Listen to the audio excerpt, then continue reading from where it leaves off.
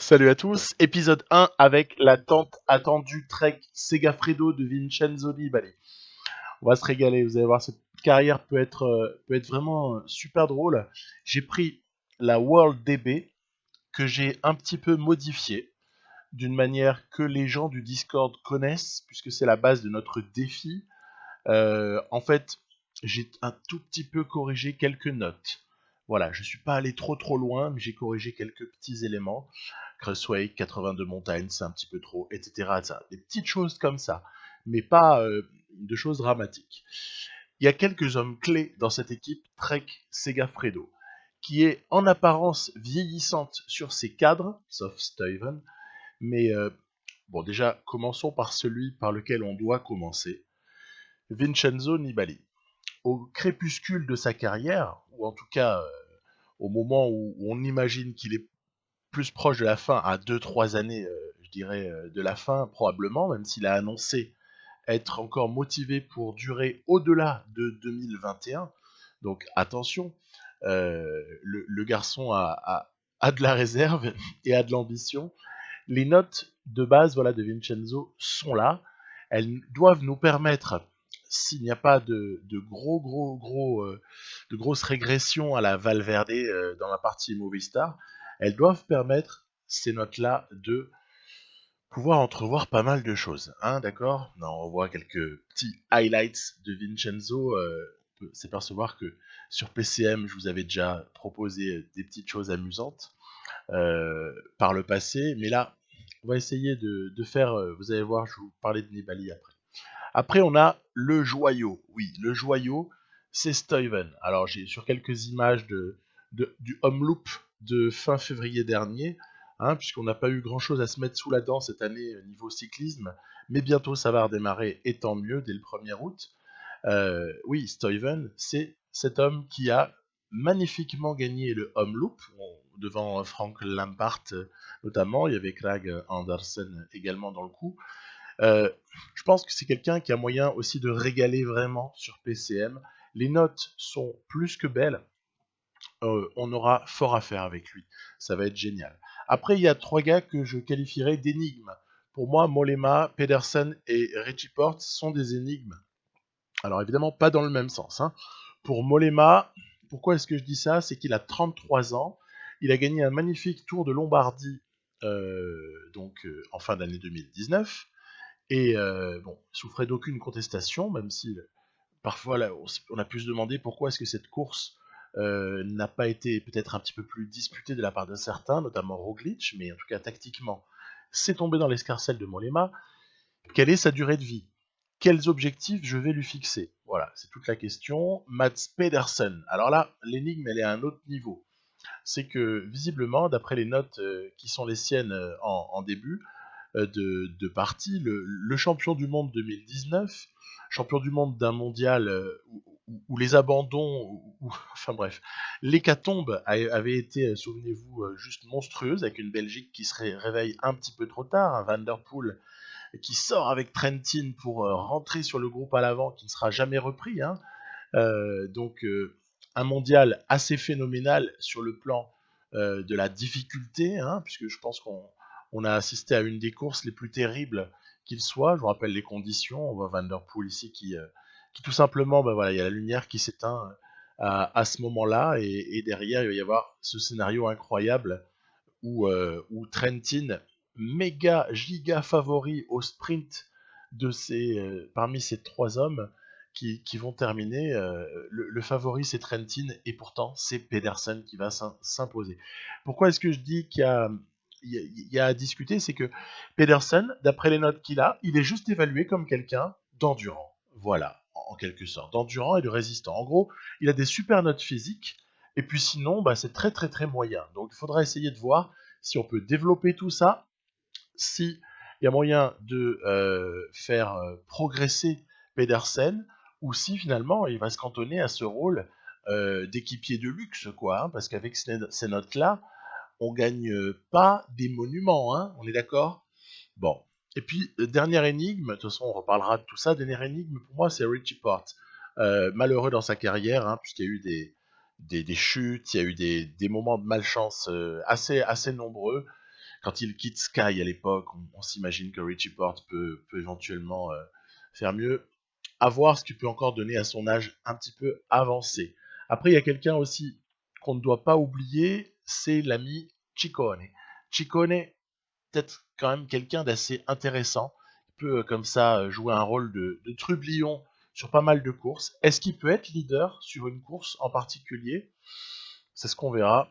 Et puis, il y a d'autres hommes, bien sûr, mais le dernier dont je voulais parler dans cette introduction, c'est Quinn Simmons, le champion du monde junior américain, qui va faire sa première année professionnelle, puisque jusque-là, 2018-2019, il n'était pas professionnel. Voilà, première année pro pour Quinn Simmons à suivre. J'ai envie de voir développer ce garçon. Ok, alors, quels sont les objectifs une fois qu'on a présenté les hommes un petit peu en vue de cette équipe? Voilà, les objectifs, ils sont là par rapport au sponsor.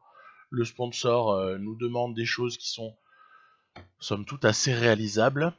Il va falloir être un petit peu plus ambitieux, je pense, sur certains points. Mais on va voilà, essayer de suivre notamment les objectifs du sponsor. J'ai travaillé un petit peu sur les objectifs avant l'écran que vous voyez là, mais tout en procédant à 2-3 petites modifications quand même. Par exemple, il me semble que Mollema doit viser les Ardennaises, puis eh ben oui, je vais lui proposer d'être leader sur le Tour de France. Voilà. Je vais faire de Mollema mon leader. Alors, est-ce que c'est un vrai leader ou est-ce que c'est un faux leader qui cache quelqu'un? Ça, on en parlera. Et puis, la fin d'année, on sait, hein, pour Mollema. Ensuite, Ciccone, bah, il faut qu'il aille sur le Giro, déjà. C'est obligé. Sur Tirreno également. Je vais m'en servir, Ciccone, comme électron, comme trublion. Pour Stuyven, il n'y a pas de surprise. Stuyven doit être celui qui rafle un maximum de classiques dès cette année, pendant que Pedersen, lui, bah, sur un malentendu, pourra espérer quelque chose de grand, mais à mon sens, pas déjà cette année. Hein. S'il n'y a pas de progression, on n'aura pas d'énormes victoires de Pedersen là, en 2020. Vincenzo Nibali. Bah écoutez, ça je redévelopperai en toute fin de vidéo, mais j'ai eu quelques idées et j'ai longtemps hésité sur la priorité à donner pour Vincenzo Nibali à Giro ou Liège, ou même oublier le Tour de France carrément. Ça me plaisait pas trop. Je vous avoue que j'ai beaucoup réfléchi. J'ai eu le temps, hein, depuis que j'ai annoncé cette partie Trek Segafredo, j'ai eu le temps de penser à Nibali.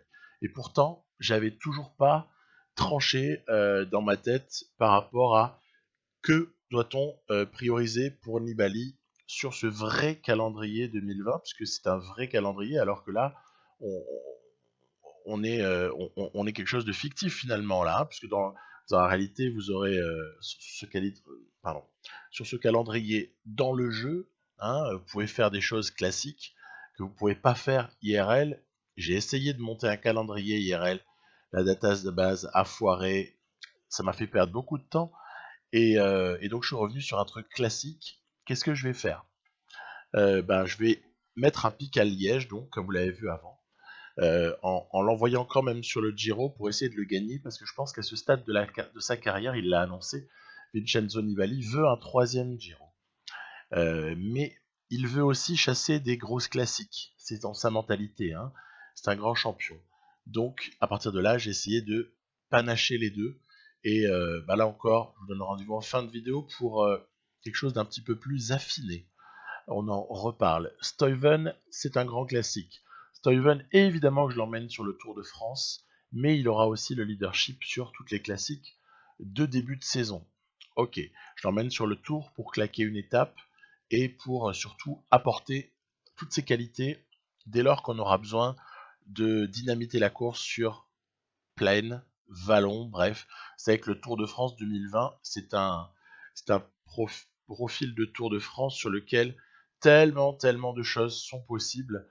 Il y a beaucoup d'étapes qui peuvent soit être neutralisées par les coureurs, parce qu'ils seront en pacte de non-agression, et donc il y aura des baroudeurs qui partiront et des échappés, soit on se retrouvera avec une course haletante, comme j'ai la naïveté de le croire en fait, et on pourrait avoir comme ça quelque chose qui se rapprocherait de ce que je vous proposerai probablement sur PCM, à savoir une course très nerveuse et quelque chose de bien rythmé. Voilà, on verra ça plus tard. On a le cas de Richie Porte qui, lui, s'occupera de Down Under en début d'année.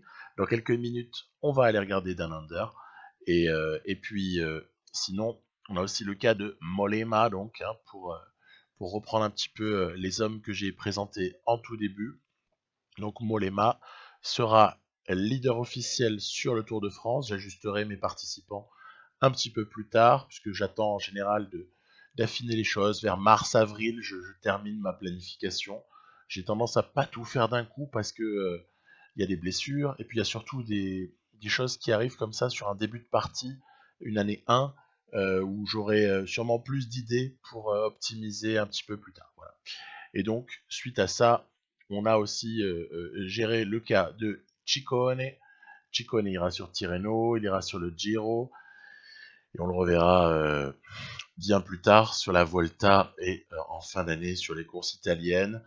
Voilà, il y a un gros planning pour Ciccone qui doit absolument être sous pic du côté du Giro. Donc lui, il a premier pic début mars. Je vais l'avancer à fin février.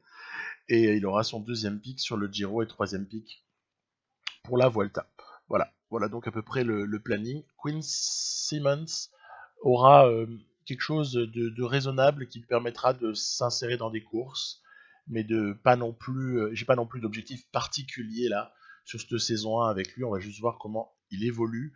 On reparlera de Quinn Simmons hein, parce que c'est un projet passionnant que celui de Quinn Simmons en rapport avec, par exemple, les stats qu'il a au début du jeu, les notes qu'il a, et quels sont ses objectifs réels, etc., etc. Il y a pas mal de choses à dire.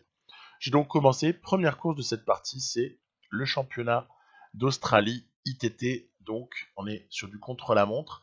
Avec Richie Porte, on n'est pas mal loti, hein, puisqu'on a là quelqu'un qui est très très capable de bien rouler. Hein. C'est quelqu'un d'ailleurs qui prend le meilleur temps provisoire, mais qui va être supplanté par Rohan Dennis. J'estime que terminer à 25 secondes sur ce parcours de Rohan Dennis, c'est pas déshonorant. Donc c'est plutôt une bonne perf. Après, sur le championnat en ligne, eh ben là c'est pas pareil. Le parcours ne permet pas d'espérer réellement faire des différences avec le majoritairement grimpeur qu'est Richie Porte. Du coup, je vais essayer à un moment donné de partir et c'est Michael Matthews qui va accompagner Richie Porte. Donc le problème, le problème c'est que Matthews et donc l'IA aura l'intelligence de contrer juste derrière. Et voyez, j'ai fait beaucoup d'efforts pour essayer de revenir sur Michael Matthews, beaucoup plus adapté, hein, Matthews comme profil que Richie Porte sur ce profil-là.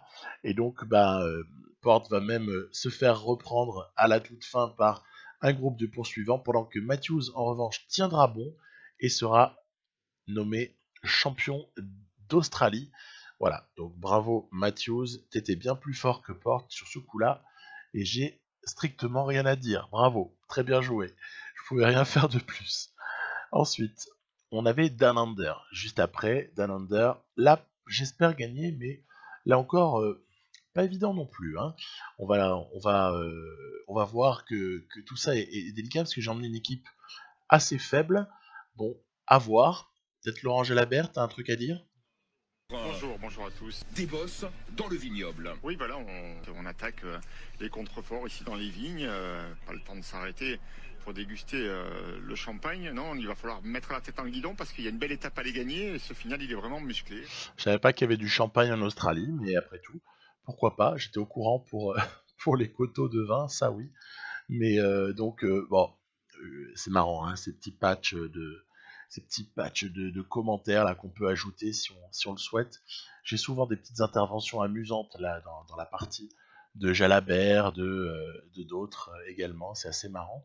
Première étape, donc, vous avez bien compris que vu l'équipe que j'aligne, elle ne nous concernait absolument pas. La deuxième, en revanche, on peut espérer être au contact dans le final. Il y a une espèce de mur à la toute fin de cette étape 2, mur dans lequel on peut penser que des punchers peuvent tirer leur épingle du jeu, donc il va falloir que Port limite la casse le mieux possible, hein, et j'ose pas envisager vraiment la victoire là-dessus parce que ça me paraît délicat, mais bon, essayer de pas perdre de temps au minimum.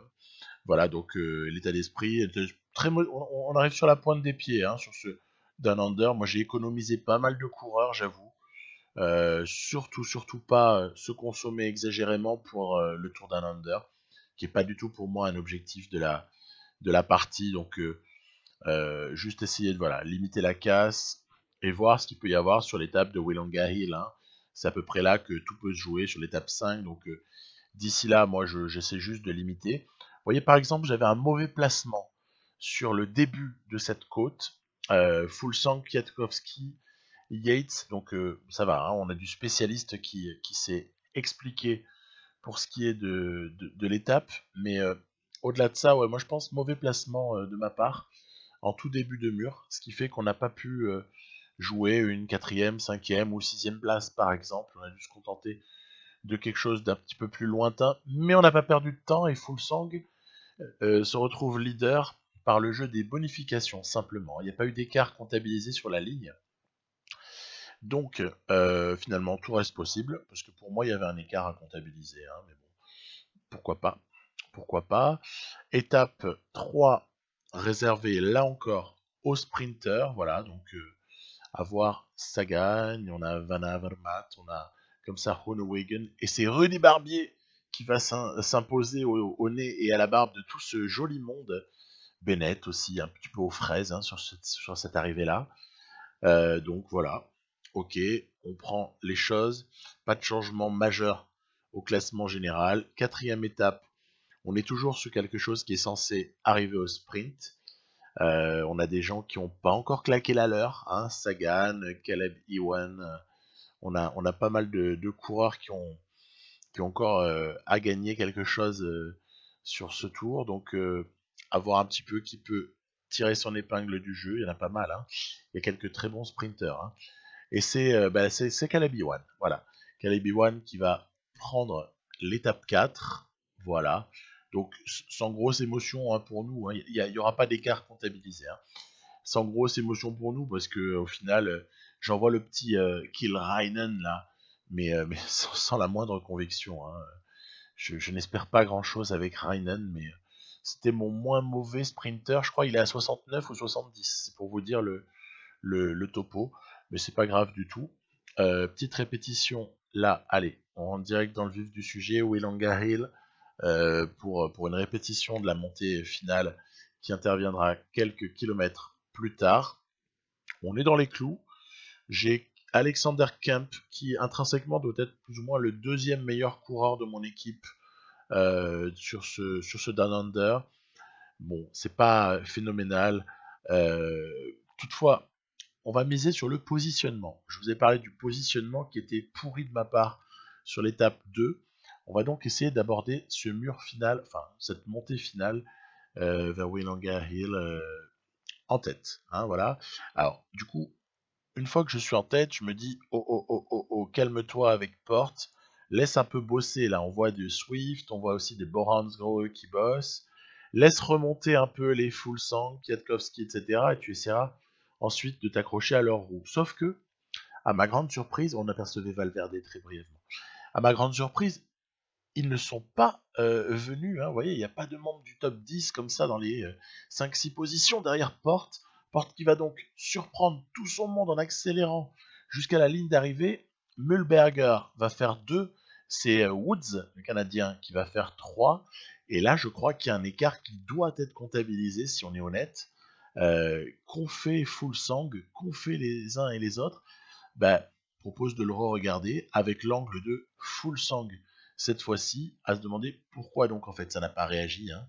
Pourquoi est-ce que Fulsang est mal positionné, pourquoi est-ce que Kwiatkowski est mal positionné, pourquoi est-ce qu'Adam Yates l'est également.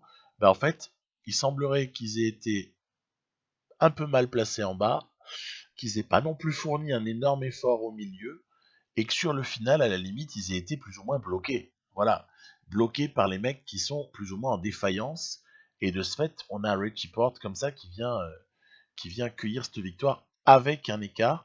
Donc, bah, Richie Porte qui s'impose au sommet de Willonga Hill, j'ai envie de dire, c'est sa maison, hein, Willonga Hill. Hein. Le mec, c'est sa spécialité, il connaît par cœur. Il est spécialiste du genre. Donc, c'est pas un drame en soi, c'est juste sur le déroulé que j'ai trouvé qu'il y avait quand même mauvais positionnement des tout meilleurs punchers qui auraient dû normalement contester cette étape à Richie Porte. Et donc, Porte se retrouve comme ça avec le maillot de leader et va s'imposer, hein, pas de mystère, sauf chute. Il y a victoire finale de Porte sur ce Down Under. Sauf si on se fait infliger un écart, parce que Peter Sagan n'est pas loin au général, et Peter Sagan prend-il une bonif? Tiens, ça va être intéressant ça. Ewan, Bennett, Rudy Barbier, est-ce qu'il y a une bonif, est-ce qu'il y a un écart qui est comptabilisé là? Honnêtement, il n'y en aura pas. Il n'y en aura pas, mais j'ai un peu tremblé quand même sur ce coup-là. Je me suis dit, s'il y a un écart, tu l'as dans le baba, parce que Sagan, à la limite, 24 secondes, il peut les reprendre. Mais ça n'a pas été le cas. En plus, il n'a pas pris de bonif, donc ça n'a pas aidé. Voilà, donc victoire finale sans émotion aucune de Porte sur Down Under. Ça tout sera vraiment joué dans Willonga Hill et quelque part c'est logique hein, sur cette épreuve. Voilà. Ensuite, on simule, on avance et on fait un choix concernant l'équipe nationale. J'avais le choix entre les USA et la Belgique. Bah écoutez, j'ai regardé quand même pour être sûr, quoi. Hein. Ok, il y a Simmons, mais j'ai vraiment pas grand-chose en coureur globalement américain pour essayer d'aller faire quelque chose sur le parcours de Martini, par exemple, hein, parce que j'envisage plutôt de le jouer une troisième fois. A priori, non, hein, donc j'ai pris la Belgique. Donc bon, on verra plus loin ce qui se passe, mais ça ce sera dans quelques épisodes. Il y a vraiment le temps parce qu'on a beaucoup de choses à jouer avec Trek avant d'arriver à la fin de l'année 2020. Ok. Et maintenant, premier rendez-vous très très très important pour Stuyven Pedersen. J'aurais presque envie de dire aussi pour Edward Theuns, hein, que j'ai pas mentionné, mais qui est un bon coureur et qui peut comme ça ponctuellement jouer un rôle sur les courses. Vous avez vu qu'il est doté d'une très bonne forme du jour en ce home loop. Et donc bah, on va voir un petit peu ce qui peut être fait. Moi j'ai vraiment Stuyven en tête. Hein. Je vous avoue que là, sur toute la campagne de Classique 2020, pour moi c'est Stuyven. Hein, parce qu'il est le mieux à même de rivaliser avec la suragressivité de l'IA dans pas mal de circonstances par l'intermédiaire des Van Aert, des Van Der Poel, des Peter Sagan et consorts. Hein.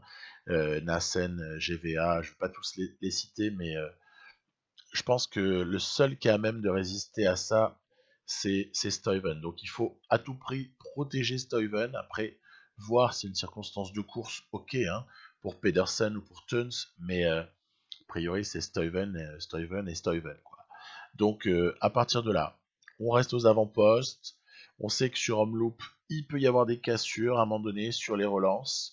Donc ne surtout pas se faire avoir par une relance malheureuse. Il y a beaucoup de vent également. Est-ce que ça va jouer un rôle? On va voir. On va voir si ça joue un rôle. Peut-être dans la poursuite finale, si jamais. Donc à voir. Et là, je vais me décider à durcir. Je vais durcir la course bien avant le mur de Grammont parce que je projette d'attaquer dans le mur de Grammont, comme vous vous en doutez probablement. Donc je vais durcir et je vais pas hésiter même à durcir avec Pedersen. Hein, donc on a éliminé pas mal de monde. On a réussi vraiment à... Par exemple, à titre de comparaison, j'ai beaucoup moins durci avec Movistar, là, dont je vous ai proposé l'autre jour le home loop.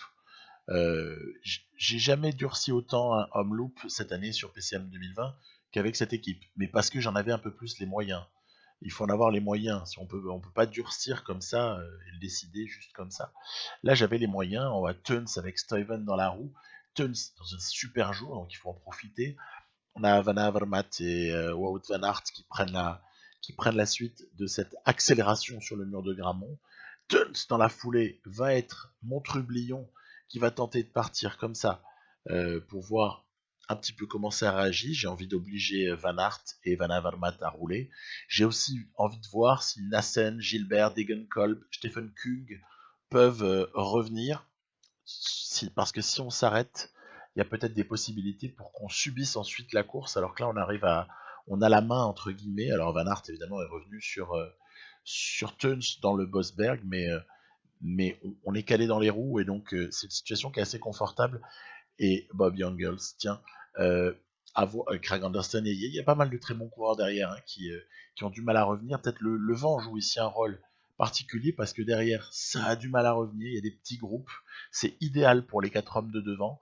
On voit que Van Avermaet est en défaillance, Teuns également, donc Stuyven surtout ne lâche pas la roue de Wout Van Aert, parce que ça va être capital. Van Aert peut produire des accélérations à tout moment, hein, on le sait. Et donc derrière, je vois que ça a toujours du mal à rentrer. Ça ne m'incite pas à rouler du tout, de voir ça. Parce que si on reste à presque la minute comme ça d'écart, je vois mal pourquoi je me consommerais pour rien. Hein, ce serait débile. Donc autant laisser à Wout Van Aert l'initiative d'attaquer, parce que comme ça, on pourra peut-être le cueillir sur une contre-attaque. On passe sous les 5 km, Van Avermaet a ramené Edward Teuns. Et on va ici tenter quelque chose. Regardez, Teuns qui va partir. Teuns qui part. Est-ce que ça va contrer? Ou est-ce que Teuns peut aller au bout tout seul? Il y a une longue ligne droite ensuite. C'est peu évident. Vent de côté. Et on voit que oui, Wout Van Aert a les moyens de revenir sur Teuns. Et là, j'ai douté, parce que j'ai l'habitude de Van Aert qui produit encore des accélérations au dernier moment. C'est pour ça que j'ai assuré la victoire avec Stuyven, mais Edward Teuns va me détester et doit me détester virtuellement, puisque je lui ai volé sa victoire. C'est complètement dégoûtant d'avoir volé la victoire à Edward Teuns, mais en même temps j'avais trop peur de Van Aert. Pourquoi? Parce que encore plus que Van der Poel, qui arrivera un petit peu plus tard, comme Tish Benoît, etc. Encore plus que Van der Poel, oui, 16e Van der Poel. Encore plus, pour moi, Van Aert a la pancarte sur ce jeu. Il a la pancarte dès lors qu'on est sur des Flandriennes. Et donc, je me suis exagérément méfié de Van Aert. C'est ça qui a coûté la victoire à Edward Teuns. Après, il y avait un autre truc, c'est que j'étais obsédé par gagner avec Stuyven. Parce que mon pauvre Stuyven, vous savez, sur l'onglet du moral dans PCM 20, Stuyven était en disette. Et donc, il n'avait pas le moral. Il était déprimé d'avoir rien gagné jusque-là. Donc je pense que c'est pas mal aussi de l'avoir mis en bon moral, surtout que Teuns, avec une deuxième place, est heureux. Donc pour le moral de tous, finalement, la victoire de Stuyven est finalement une bonne chose. Et voilà, donc ce contre n'aura, enfin cette attaque ici, là, hop, en partant sur le côté, n'aura pas abouti. Bah si, en fait, elle aurait abouti, hein. Elle aurait abouti, ça me surprend énormément. Teuns aurait pu en fait tenir le coup face à Van Aert, ce qui paraît limite invraisemblable.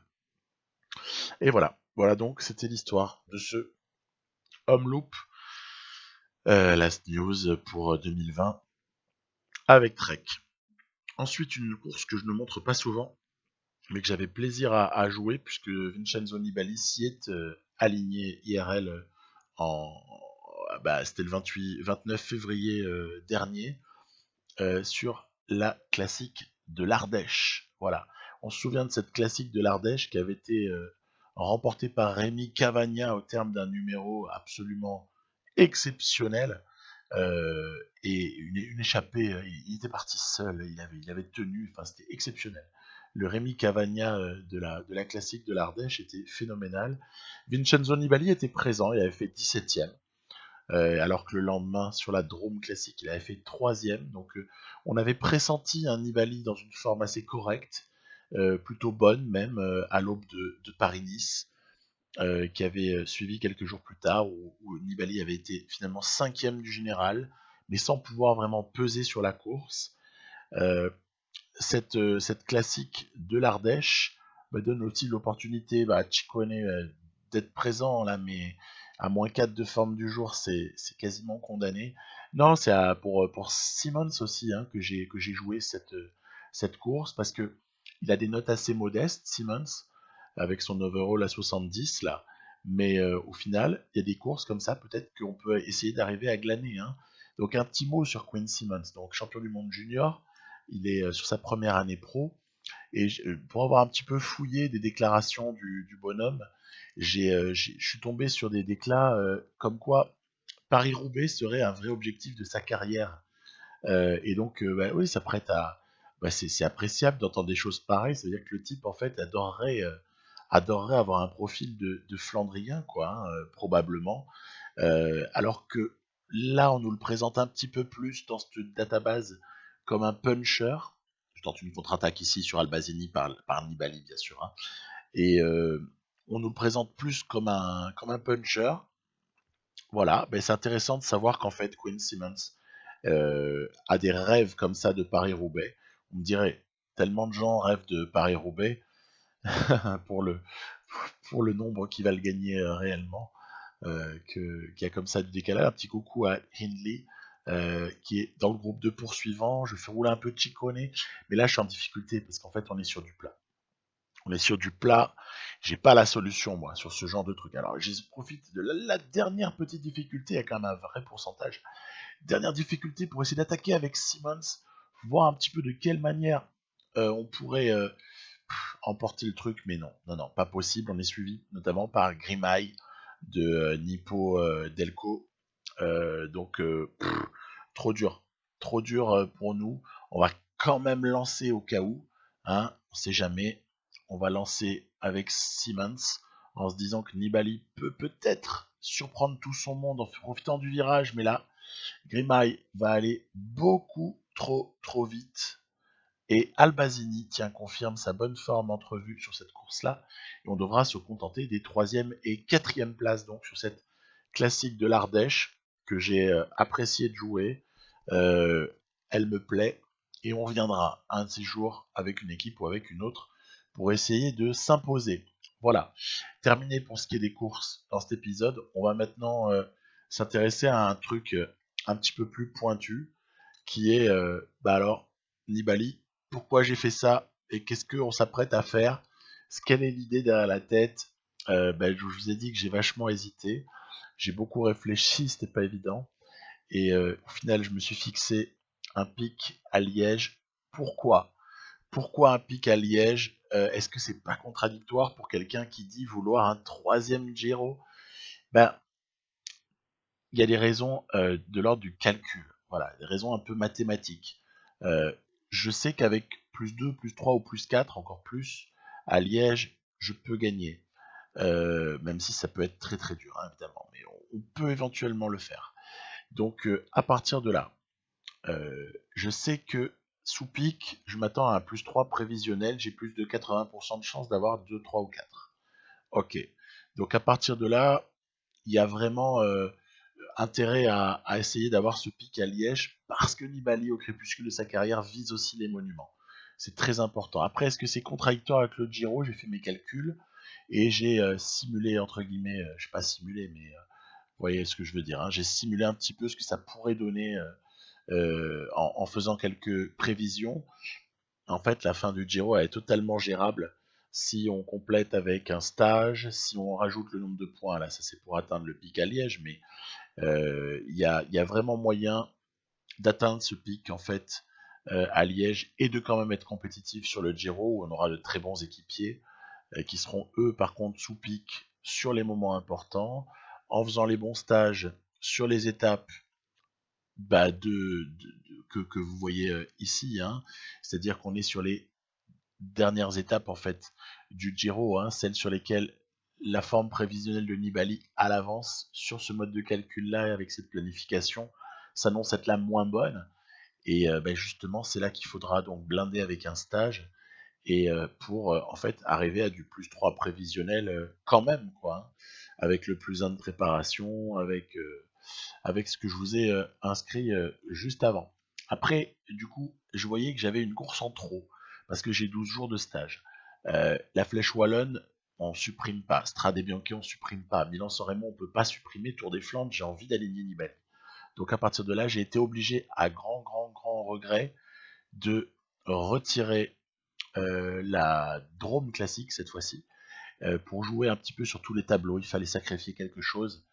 Et je pense que du coup, on pourra être compétitif sur plusieurs endroits et ce sera encore plus sympa pour Nibali. Oui, la Drôme Classique retirée parce qu'elle me coûtait un décalage d'un jour et je veux pas perdre un jour de pic de forme sur le Giro qui suivra. Ça peut être, on sait, déterminant hein, sur une étape, par exemple avec arrivée au sommet, t'as le pic ou tu l'as pas, ça change pas mal de choses. On va ajouter 12 jours de stage avant Liège-Bastogne-Liège pour tomber sur nos pattes au niveau des calculs et faire en sorte que le matin même de Liège, on ait le déclenchement de pic. Et voilà, et on se fie aux probabilités qui nous donnent beaucoup d'espérance d'avoir de très bonnes formes du jour, un peu le nerf de la guerre dans le jeu, sur toutes ces jolies échéances. Voilà, je vous dis à très bientôt pour une suite à cette vidéo Trek Segafredo. A plus, bye bye.